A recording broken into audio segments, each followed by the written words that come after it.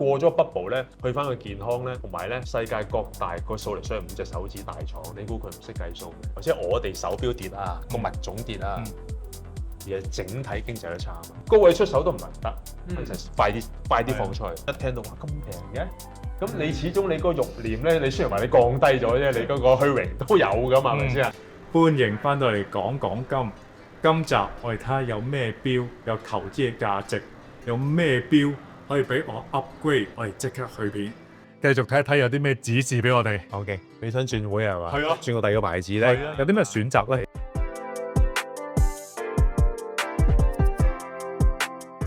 咁啊嗱，如果轉會咧，咁各位聽眾咧就睇下你自己咩 budget 咧最主要啦。先咁啊，唔知你會唔會賣咗你自己嗰隻啦？咁啊，base on你啲廿零萬啦。咁我哋唔好講價錢先。如果轉會其實咧，坊間都好多會可以轉㗎。高端少少而家買帕德菲臘，帕德菲臘咧都算係 general 嚟講標王㗎啦。係啊，即係牌子嚟講啊，我認為話跌咗好多，好多都跌咗好多。咁但係跌咗好多咧，如果 hit 嗰啲 model 都係 over retail 㗎。咁你可以開始你本嚟隻腳攬唔到嗰級，而家你可能攬得到。有機會咯。係啦 ，AP 仲更加跌得多添，仲要咧，即係都係咁嘅。普遍嚟講咧，嗰啲以前啲窩屋啊、鋼帶嗰啲咧，哇，高峰可能去到由30蚊去到100蚊啦，而家去翻30蚊，或者30零蚊、31、2蚊，咁即係我講個30蚊係個定價，係普遍即係30萬去到90萬，而家去翻31、2萬有呢啲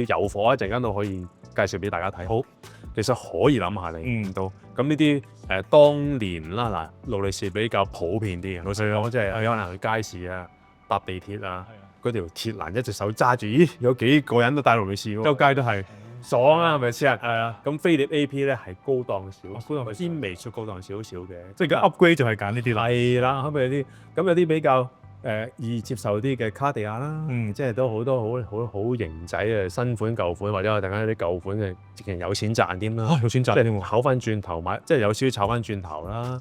咁就江詩丹頓都係一個佢 hit 嘅 model 唔多，咁同埋量都唔多，所以買又唔係咁容易。咁有啲款式要啱大家先得噶嘛。譬如啲鋼帶啊、皮帶有啲你要即係 user friendly 先得，有啲話唔哼得、唔撞得，一撞好傷嗰啲，你哋又好驚噶嘛，即係啲帶真係唔安樂，即係都唔知你玩邊玩你，你戴住咧好似跛咗咁啊，就住隻手嗰啲咪標玩你咯。你戴住即係我可以向大家介紹下類似呢啲咁樣 user friendly 兼夾又保到值。咁啊，如果你話講一個牌子啊，頭先都同大家分享過雕陀啦，雕陀即係帝陀啦，所以帝陀以前叫雕陀啦，非常之抵戴，真係我覺得佢係 undervalue 啊，佢係物超所值，係啲物非所值，係嘛？根本上有 bubble 咁啊，幾樣嘢去我俾自己有幾條界線去分嘅。咁你問我咧，我覺得你可以幾十萬買帕德菲臘，即係講緊幾十萬咧，講緊都要大幾十㗎嚇，可能係50啊、60啊咁嚟去轉會咧 OK 嘅。Sam 哥果然係高手，知道我嘅目標，用心講50、60嗰啲當日你係買唔掂㗎。我係專業咧，佢係講緊90，後尾到90萬，佢話95。我真係問下你究竟係咪買嘢？我哋咁大用嘅嘢，等我哋買嚟賣啊嘛。我一定係賣得到超過我俾個價錢我先買。咁但係你哋好少少，你哋咧係買嚟用，所以多少少日價你唔介意。不過你承受能力一定比我低。我可能150萬買隻錶諗都唔諗，你會諗好耐。係要諗好耐。係啦，即係類似咁樣啦。咁但係如果你話你資源 OK 嘅，我叫你買，你買啦。因為我都可以講係 expert 嚟㗎啦，唔怕㗎啦。即係當一刻唔怕啦。我好似你介紹買樓咁，當一刻買咗，我覺得當一刻 OK 啊。我知5年後跌，我睇唔到啊嘛個市係咪先？係類似咁樣樣啦。咁我覺得呢啲牌子你哋都可以諗下。係啊，係諗佢啊。係啊，好啊。咁 RM 邊一碟？RM 都好。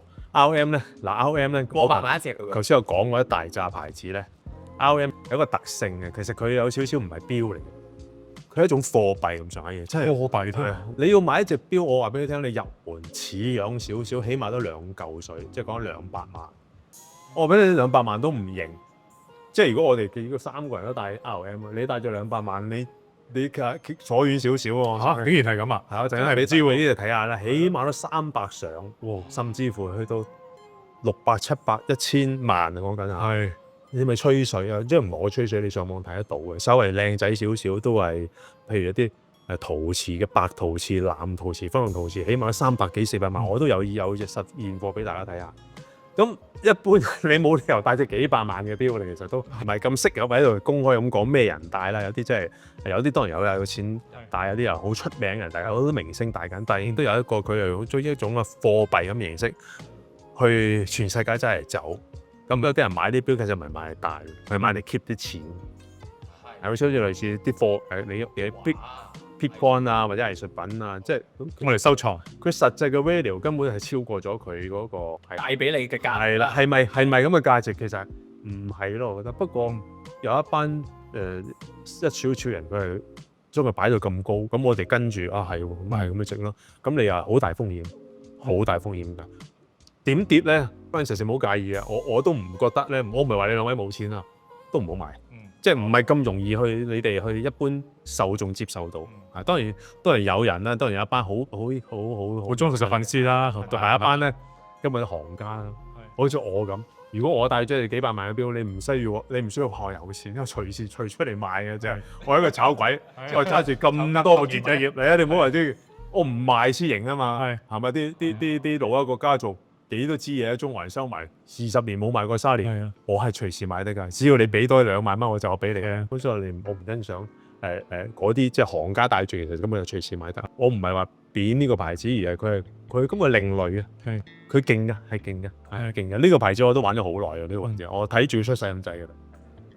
咁即係如果對於 Eric 呢種想upgrade 佢嘅錶嘅時候啦，依家始終咧頭先提到啲比較頂級啲嘅名牌嘅手錶，個價格回得都比較多，好似 Patek Philippe 咁樣，其實都睇翻個市場統計咧，都由高位跌咗2成至3成。冇錯，啱啊。如果你話再一啲比較進取啲嘅高階啲嘅款，可能跌幅再多啲嘅，咁所以呢個時候可能就係俾 Eric 呢種已經呢幾年冇力工作，俾機會自己轉會另級獎勵自己 upgrade 機會啦。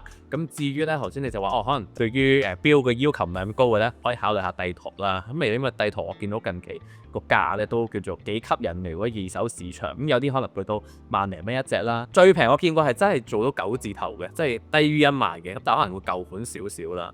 咁而新款啲嘅，你話嗰啲叫做邦奴嗰啲咧 Black Bay 邦奴嗰啲咧，嗰著就往2萬零3萬都揾得到嘅。其實因為我見到有個講法咧，就係話過去幾年咧太多勞力士嘅買家要焗住食骨啊，食咗好多雕陀，咁佢哋食完之後要急腳放咗佢，因為其實佢只係想要隻勞力士，佢根本唔需要雕陀。冇錯，而導致到雕陀嘅價咁吸引。咁其實如果依家買嘅話，算唔算買到最低位嚟？我覺得都算低位㗎啦。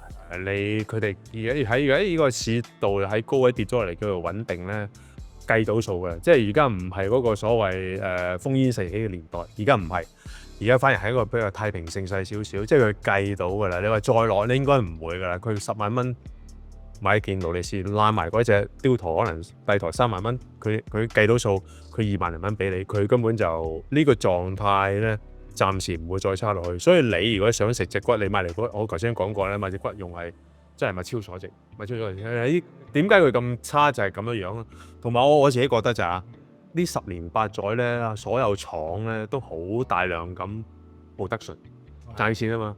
你出咗名啊，你唱歌多人聽啊，你都唱多幾首啦。係，其實有時都 over 咗 ，over produce 嘅，over produce 好多時候我聽過，唔知有啲或者4、5線嘅牌子咧，攞去整爛佢嚟，即係個庫存啊！有啲名牌子即係整爛佢係出衫嘅，咪出手袋好出名嘅，出埋嗰啲錶佢未必買到。我聽過。咁嗰啲係4、5線牌子，根本都冇人買，或者你鑑賤賣出去咧，咁不如1折2折咁賣出去，不如就整爛佢，因為聽過。咁其實有啲錶咧，我話俾你聽，仲有一隻牌子叫做 Famula， 有冇聽過 ？Famula 有，嗰個叫 FM， 即係 LM， 係啊 FM。如果 RM Hour 嗰隻啊嘛 ，Crazy Hour 都 out 咗嘅，我僆仔 Crazy Hour 而家唔 crazy 㗎啦。咁R 同 F 爭好遠喎，俾人哋咯 ，Rich 錶，因為大佬 LM 咩類嘅嘢嚟㗎喎。好慘啊！一般係有價有市，即係有我講唔係講我揾到地方俾你去買㗎，有地方買到4折，你已經老咗襯㗎啦。哇，4折！我最近見到有 A 你老襯㗎啦，搞大特價做咗2折，啱啦，嗱2折，嗱不過就唔係 general 2折，有啲通常唔好款，但唔好款之中都唔係幾唔好款嘅，都唔係好差。 keep 到嗰個樣 keep 到㗎，個樣 keep 到，嗰個大數字有。係啦，有大數。喂，仲有鑽石添啊！鑽石都有。有啲其實有鑽石先難買嘅。咁都叫兩折兩幾折嘅喎，你買俾老婆都即係我哋以前僆仔我又發夢，你知唔知係追上嘅，而家係追落，越落越唔敢買。佢因為做得唔係幾好啦，即係個成個品牌或者各樣啦 overproduce 咁樣啦，最真係你唔知喺邊度，我唔知你喺邊度見到兩幾折，你真係啱。其實你兩位都識地嘢喎，你真係買佢真係知喎，真係兩幾折，呢個抵唔抵啊？抵啊，買件飾物都抵㗎，係㗎。但係問題咧，我見到嘅時候，其實買嚟戴咧。戴唔落啊，個款唔啱。哦，咁純粹個款唔啱咯。我都話未必個款啱你，咁但係勞力士個款啊受眾多啲，呢個紅色嘅設計唔知點解全世界中意。咁但係你哋悶唔悶啊？嗱，我早幾年有時會悶，我都覺得悶㗎，即係真係太悶啦。咁你有時 Famula 好或者 AP 好，飛利浦即係有啲第二啲款其實真係冇㗎嘛。係咪有啲冇啊？有啲要 oversize 嘅勞力士根本冇啊嘛，所以變咗咧有好多牌子你都可以去買下，而且你買嗰啲兩次買唔翻嚟咧，你玩完之後你都唔使蝕幾錢，可能都係蝕幾千蚊咁樣。人哋都覺得好抵。係啊，你真係放佢嘅時候，你咪話公價兩折，人哋即刻忍唔住。已經講到吸引啦。可能再過幾年咧，今日兩折嘅事情佢哋已經唔記得晒㗎啦。可能到時個市好翻啲，試過㗎。到時你又兩次買翻出嚟，你都冇蝕到錢，試過賺少少都得㗎嚇。不過呢個牌只有我用卡地亞同佢比較啦，因為卡地亞個本梗係有佢嘅歷史啦，所以佢耐咧可以升翻上。但係你話 Famula 有冇機會升？我真係唔係幾諗，因為太濫竽充數，因為好多貨啊，都復咗貨好多貨。你哋如果有機會我去大睇真係，哇咁多嘅，隻都係咁樣樣嘅，隻都所以而家量產得多一齊，所以令到個市跌咯。即係所以其實我哋揀牌子嘅時候，有時你中意就嚟計啦，你真係覺得好靚買冇所謂嘅。但係如果你好介意 resale 個 value 嘅話，就要睇翻嗰個牌子本身會唔會話量產得好厲害啦。量產好多會唔會係某啲牌子嘅骨就令到個市場流通量過多，個價都可能會跌得比較快。係啊，所以變咗咧，有時即係應該咁講，睇你自己需要啲咩。而家好似買隻錶都好似買樓咁，你都買嚟住啊，定買嚟炒？投資啊，係啊，定買嚟投資啊，租又冇得收噶嘛，係咯，即係錶冇得收租噶嘛，咁你梗係睇自己嘅承受能力啦。我自己覺得咧，同我以前僆仔做嘅時候咧，我點樣都建議大家計 resale value 幾多先至好買啦。即係有時即係我都鼓勵大家買大人買啲啦。咁你買件兩次就唔好講啦，算數啦。買大人買嘅，買得幾十萬，點都計賣翻幾多先至落注啊？唔係咁講，啱啊，冇理由諗住 total loss 噶嘛。係咯，係啊，所以我覺得咁樣個市場會健康少少，就唔好諗住即刻賺，可能幾年後先賺。你唔係我哋就要即刻賺，但我哋又做緊生意啊嘛，係啦。係賺呢個字聽到咧，我就忍唔住想問你，因為我知你其實收埋咗一隻比較小彩蛋嘅錶咧，原來近期係默默地喺呢個叫錶市低迷嘅情況下跑出咗，咁仲要唔係一啲熱門搶手嘅本，唔係周街都有人戴嘅本，而係一啲可能比較 vintage 啲啦、細隻嘅，或者係有啲人稱之為 boy size 嘅，係舊裝嘅卡地亞，係咩嚟嘅咧？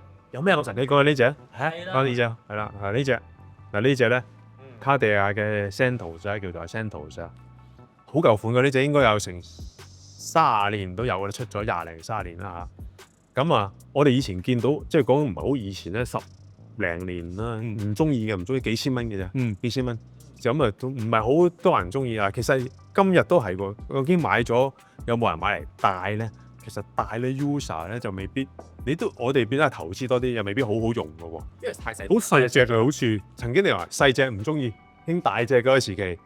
咁呢啲舊款嘅嘢亦都冇咩堅明，但係咧其實有嘅，佢係嗱 Santos 係一個出名嘅系列啦。第二佢自動，舊款嘅自動，你睇佢底幾低嘅 book 嘅，即係漲出嚟。即係呢啲設計又而家冇㗎啦嘛，佢而家嗰啲自動唔係咁樣樣。咁突然間唔知做咩咧，大眾覺得呢件得喎。咁就得㗎啦！嗱，呢件東西而家去到成2萬幾嘅要，幾千佢以前係幾喎，升6、7千啦，變咗2萬幾，都係呢2年到啦，年兩年到啦。但係呢一種型嘅話，應該係20幾年前嘅本嚟，廿幾年前冇錯。如果佢呢個8角形啊，如果4方形仲好，4方形仲高。咁即係呢個潛力股嚟㗎咯喎。爆咗上嚟㗎啦，係咯。仲有冇得爆上去咧？就我諗都仲有少少可以啫。係咪普普馬特嚟喎？呢只係嘛？普普馬特普普馬特而家貴咗啦，係啊早啲買係騰訊嘅話，佢就係寶馬馬特。係啊，我想屌啊！勞力士即係好似騰訊咁嘅勞力士，或者港交所咁樣，即係大嚿擺落去穩少可能係咪啊？即係你唔會佢突然間有10%嗱，唔好話冇啊，少啦機會啊，2-3% 上落，但係呢啲咧即係世界股，但係你要識佢先得㗎。咁隨時先我覺得捉手錶路應該容易捉股票。啊，我覺得因為我可能熟嚇，係啊，你熟行情係啊比較好奇呢類型舊裝嘅 Santos 啦，其實我哋依家喺市面上要點樣揾到呢類嘅錶可以一個投資用途咧？ OK 定點咧？冇得賣嘅新錶項目咧買係咪我哋停咗炒落一？定要喺二手市場揾啫啦。係啦，即係我哋呢啲咁嘅標鋪啦，咁同埋有啲交易會啊，我頭先都介紹過俾你聽，我自己有個交易會，一個月一次，你可以去嗰度好多有得睇嘅。其實好多貨嗰度都好多時，日本都幾多供應嘅，係啊，日本國內或者香港都好多供應。但係會買呢啲錶都係投資客為主㗎啦，都唔係真係大用家。嗱，如果喺個交易會嗰度嘅人咧，十居其9.9啊，9.9都唔得，9.9都係投資嘅。所以嘅投資做生意啊，不如做生意，即係佢買落去咧，我可以擔保你咧，佢仲可以買貴少少。佢唔係你買嚟係大嘅，咁你哋買貴咗咧，我唔跟你。但係嗰位仁兄咧，你講你十居其9.9咧，你唔話一定跟住佢記住啲行情咧，佢買得10萬咧，你下一鋪咧，你見到隻9萬9、9萬8，你必須要買到佢嘅啦，係啦，係咯，差唔多係咁樣樣噶啦。因為嗰度嗰啲即係你好似梅灣仔嘅展覽會咩珠寶展先，全部都係行家嚟啫嘛。你 walk in 唔會走去買粒戒指俾老婆㗎，會有啲客唔即係買親去做生意即係賺錢啦，係啊，因為有啲咁嘅平台，咁嗰度就比較多啲。咁否則你去旺角啦，或者油尖旺有啲鋪頭去，即係佢哋行情未必咁準咧。你又好彩咧，就會做第一個係啦，嗰個叫做你當好似係尋寶者咁樣啦，俾你揾得到啊！有陣時揾到筍嘢啦，即係相博有啲人會放屋企啲錶，又咁啱真係揾到呢個係以前機會多啲嘅，而家最慘咧，俾啲網頁嗰啲網站咧高鬼曬價錢，大概都知咩價錢啦。阿婆買隻錶佢上下網頁唔係喎 Carousell 或者 Coin 大細賣緊幾多？咁你冇得捉筍嘢㗎啦。因為樓市咁樣差唔多啦，都係嗰啲價㗎。資訊發達，都全世界喎仲。我雖然呢啲可以走全世界，只俾你網都全世界睇到。因為我好奇咧，因為呢啲叫做舊裝嘅錶咧，多數如果你真係你當收翻嚟，諗住作為一個投資用途啦，最常遇到嘅問題就係第一，我知佢個真假啦，因為啲錶太舊。我哋揾隻真假去做對比嘅過程係比較難啲啦。咁第二就係可能本身賣俾你嗰位賣家咧，可能係真係屋企揾翻嚟嘅，盒又冇咗，紙又冇㗎啦，多數都冇，乜都冇晒，多數都冇。第三樣咧就係可能本身咁舊嘅錶，唔知佢過程係 keep 成點啦，會唔會已經係濕晒啦，入邊啲機芯生鏽啦，咁可能又要點樣做翻 service 先至確保隻錶個 value 可以保得住咧？嗱，呢啲種種問題咧，其實都少少專業㗎。首先咧，你如果簡單啲講句啊，佢俾你啊，你可以拎上行，即刻拎上拎上行，即係呢啲係咁舊都 OK。得㗎，冇問題嘅。拎上行咁啊，譬如呢隻卡地係勞力士俾勞力士拎上行，就你乜都唔使學啦。佢話得咪得咯，只能夠譬如你喺香港係一件失物嚟嘅咧，佢就即刻扣住你啫。如果係假嘅，佢退翻俾你。咁其餘一同你整咧，或者佢肯報價俾你，即係咩都得㗎啦。不過咧，可能你整1萬幾千，我唔知。你買可能都係幾千，可能整翻幾千，我唔知睇啲咩啦嚇。咁至於你話喂，唔係當時嗰個仁兄俾你拎上去㗎嘛？唔通你見到個價，喂我哋你上個行得我先同你買啦，你嗰一刻做唔到㗎。係啊，唔會肯㗎嘛。講就你自己上。係啊，除非佢做晒啲 service 嘅 paper 俾你啦。如果否則你呢啲你要考少少功夫。咁咧一係咧你就去相熟嘅鋪頭。相熟嘅行家或者相熟嘅人買完之後，我上行有咩問題，我退翻俾你嘅喎。係咪咁鬼？如果唔係，我唔買嘅喎。都真咁啊！如果你真係走去 Carousell 時候，地鐵站交收咧，咁啊唯有祝你好運啦。係咯，咁啊你就唯有真係你要靠自己功夫。係啊，咁啊呢啲功夫咁啊，我哋梗係有啦。咁啊，但係有一樣功夫冇喎，佢係咪失物你唔知嘅喎。係喎，呢樣好嚴重，真係唔知喎。呢個係咯，係咪執翻嚟唔知喎？即係問題，即係最後發現咗係失。嗱，基本上有少少幾個問題啦。嗱，香港失物，你俾人偷咗，你有 number 你報警啦。咁咧基本上警察有 number 啦，警察 number 其實喺發放稅啊，其中我都講過喺當鋪啊嘛，當鋪有啲 number，勞力士錶行有呢啲 number，係啦，只要拍得飛碟都有，即係睇你嗰隻咩錶啦吓，咁你如果俾隻飛碟你攞去飛碟佢一對中，咁啊多謝啦，沒收交俾警察，警察揾你㗎啦。婆婆你喺邊度買咁你就拖攞嘅時候接近咯，呢啲咁㗎啦。咁佢就算佢話我有埋出世紙有埋剩，咁都好難嘅，因為你出世紙出世證，咁我可以連埋出世紙偷噶嘛。咁咪又或者最衰嘅一樣嘢咧，都試過老公攞老婆，老婆攞老公個仔攞老豆，咁啲又係你真係同佢雞，你係搞到嘅佢。我總言之，我買完有問題唔爽啦，係咪先？係啊。咁啊，但係如果呢個係一個其中一樣理由啦，咁你變咗就，但係如果你有留意咧，喺地鐵站或者 Starbucks 收完，你轉頭俾人搏。或者你未去到，知你有錢都俾人搏。好似我記得我有啲新聞有賣過買隻地通拿紅金呢啲廿幾萬，當時嗰個人攞住廿幾萬都未去到已經俾人搏，佢知你有廿幾萬。你情何以堪咧？你有標我有錢，我冇理由轉咗俾你，我信你唔過，你又信我唔過，我未睇噶嘛。咁我就俾幾廿萬你啦喺條街嗰度，你咪即係而家少咗啲喺疫情高峰時呢個市場 hit 嘅時候好普遍嘅睇啊，間中都有嘅，仲要搏到好雙條啊！係啊，咩都差，一人未見機，一人未見錢，所以變咗揾鋪頭咯，係啦，揾鋪頭都穩陣啲咧。網站咧都OK 嘅，有啲都 OK 嘅，不過價錢我覺得就貴啲，貴啲。如果你愛嚟做投資，你已經俾人賺咗一陣，係啦，你真係要好識嘅。因為佢賣俾你嗰個人嘅賣家，佢自己要有錢賺，平台又要賺中間，係啦，平台中賺，所以就好多時咧就買貴咗嘅，買貴咗嘅，買貴咗。你喺香港啊，唔好競平台，直接喺交易會睇，或者我哋呢啲同我哋傾，最實際啲。咁點都你要做功課，係你要一定要學識㗎。不過唔緊要㗎 ，Francis， 點做咧？當時我啲前輩教你買一隻啊，你自己買一隻。你好叻㗎啦，對於呢一款係咪先？係啊。你可能只局限於呢隻款，或者你頭先講新嗰啲，你一定買一隻，你就慢慢學得到嘅。但係都唔知嘅，可能有一隻假拼埋咧，我唔識分啊！你叫我兩隻錶撈埋一齊咧，我都未必分到其實。咁呢個要慢慢再同你哋你要上下堂先。係啦，要上下堂先。跟你學下嘢先。如果唔想錯過我哋下次嘅資訊，咁精彩嘅影片，記住 like、分享、share、追蹤我哋。我哋下次見，拜拜。